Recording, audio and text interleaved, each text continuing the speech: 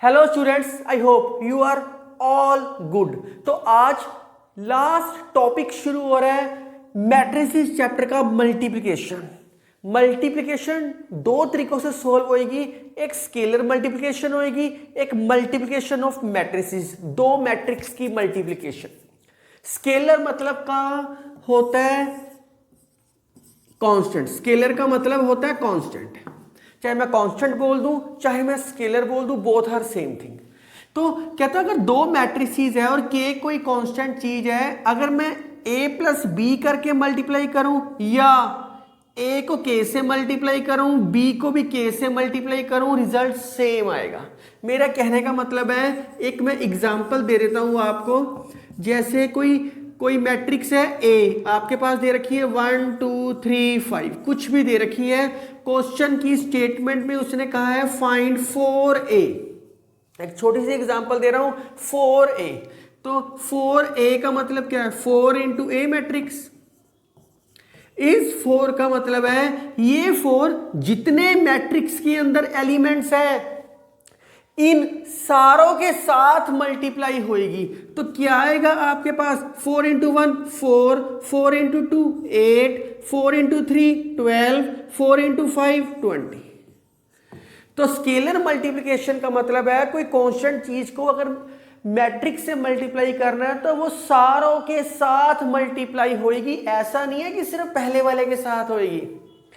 अब दूसरा multiplication two parts में थी, एक कांस्टेंट के अंदर थी, एक मल्टीप्लिकेशन ऑफ मैट्रिसेस थी। दो मैट्रिसेस है ए बी का मतलब है मल्टीप्लिकेशन ऑफ टू मैट्रिसेस। आपके माइंड में आएगा कि सर आपने ए क्रॉस बी क्यों नहीं लिखा? ये क्रॉस तो होता ही नहीं कभी, इसको बाय बोलते हैं, ए बाय बी। तो बड़ी क्लासेस में, ये एक्चुअली बड़ी क्लासेस के टॉपिक है, बड़ी क्लासेस में ए मल्टीप्लाई बी लिखने की बजाय हम ए बी लिख लेते हैं। इसका मतलब ही है कि मल्टीप्लिकेशन है बीच में। अंडरस्टूड है ये चीज?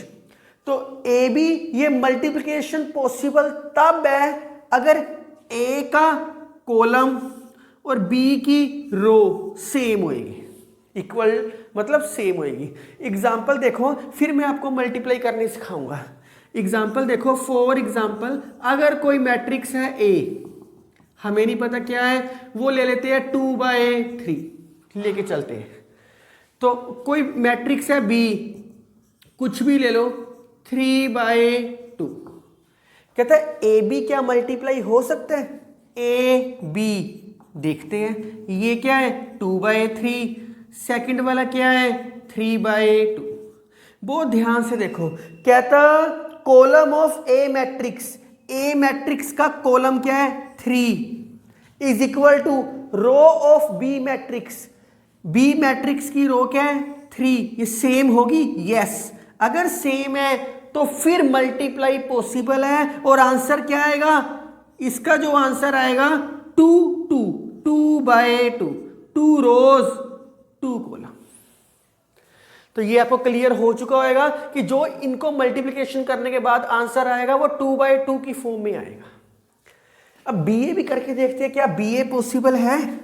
अगर मैं बी ए करता, पहले क्या आता बी वाली चीज 3 इंटू 2, फिर क्या आती ए वाली चीज 2 इंटू 3। इसका कॉलम जो पहली मैट्रिक्स है उसका कॉलम, ये ए मैट्रिक्स का मतलब ये था कि जो पहले दे रखा है बस। और दूसरे का रो क्या ये सेम है? यस सेम है। कटिंग होगी, बच क्या गया 3/3। आंसर जो आएगा 3/3 आएगा। आपने हर क्वेश्चन में ऑर्डर जरूर लिखना नीचे। एक रूल याद रखना, इसका एक रूल है multiply in the form of 7। ये 7 बनाया है, पहले रो फिर कॉलम। एक्चुअली में ये 7 बन रहा है 7। तो ये जब मैं क्वेश्चंस करवाऊंगा आपको क्लियर होएगा। इतने राइट डाउन करो, फिर मैं इसके बेस पे कुछ क्वेश्चंस करवाता हूं आपको। बहुत आसान क्वेश्चन और बहुत प्यार से होएंगे आपसे, कुछ भी करने की जरूरत नहीं है। मैं जितने भी चैप्टर्स है I will explain each and every topic और you can find each and every topic on my channel, आपको कहीं जाने की जरूरत नहीं है। आपको जिस टॉपिक के ऊपर वीडियो चाहिए आप मुझे कमेंट करो, मैं उस टॉपिक पे वीडियो पहले बनाने की कोशिश करूंगा। तो m में 3m फाइंड करना है, 3m, 3 बाहर 6 - 4, 3 से मल्टीप्लाई कर दो, क्या आएगा 18 और ये क्या आएगा -12, बस खत्म, सारों के साथ मल्टीप्लाई कर दिया। इस क्वेश्चन के अंदर क्या है, m निकालना है। अब ये इसका रिवर्स ऑर्डर में है बस, तो ऐसे करते हैं 1/6 से मल्टीप्लाई कर देते हैं, क्योंकि आप लोगों के साथ डिवाइड तो होता नहीं, पर मल्टीप्लाई विद 1/6 1/6, तो यह 6 को यहाँ लेगी। आपकी अंडरस्टैंडिंग है, जैसे आपने समझना है समझ लो। अब 1/6 को अंदर मल्टीप्लाई करते हैं, 0/6, 6/6 -12/6, 24/6। कटिंग करके क्या आ गया आपके पास, 0 1 -2 4, बस खत्म हो गया।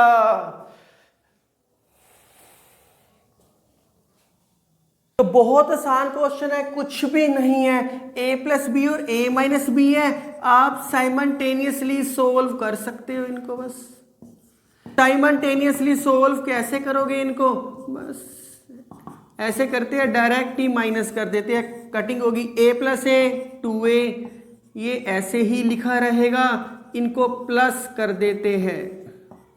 बहुत आराम से क्वेश्चन हो रही है, कुछ भी नहीं है इन क्वेश्चनों में। 5 + 11 16, 4 + 2 6, 7 - 1 6, 3 + 7 10, 2 है, 2 से मल्टीप्लाई कर दो यहाँ, a = 1/2, अंदर क्या है 16 6 6 10।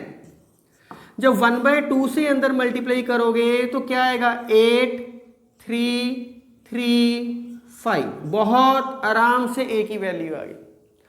अब जो a की वैल्यू आई है क्या करना पड़ेगा, इस a की वैल्यू को जिस मर्जी इक्वेशन में पुटिंग कर दो, b की आ जाएगी।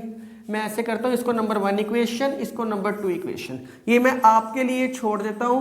पुट इन इक्वेशन 1 में कर लो और फाइंड b, अपने आप b फाइंड हो जाएगा आपका, मुझे करवाने की भी जरूरत नहीं है। ये क्वेश्चन मैंने कल पार्ट नंबर 4 में करवाए थे आपको, बहुत आसान है, सिर्फ स्केलर मल्टीप्लिकेशन नहीं थी, वो मैं आज बता देता हूं आपको। 3 से मल्टीप्लाई कर दो सारा को, 15 18 6 3x, ये क्या आएगा 8y 0 8 और लास्ट 7 8 6 7, इनको माइनस कर दो, 15 में से 8 गए 7, 18 - y, 6 - 0, 3x - 8, ये क्या हो गया 7 8 6 7। बस इक्वल मैट्रिसेस का कॉन्सेप्ट तो किया है, 7 = 7 लिखने की जरूरत ही नहीं है, पर फिर भी लिख दिया। अगला क्या आएगा 18 - y = 8, फिर 6 = 6, 3x - 8 = 7। इसमें से तो कुछ हो नहीं सकता, इसमें से y की वैल्यू क्या आएगी 10 और इसमें से x की वैल्यू क्या आएगी 15/3 5।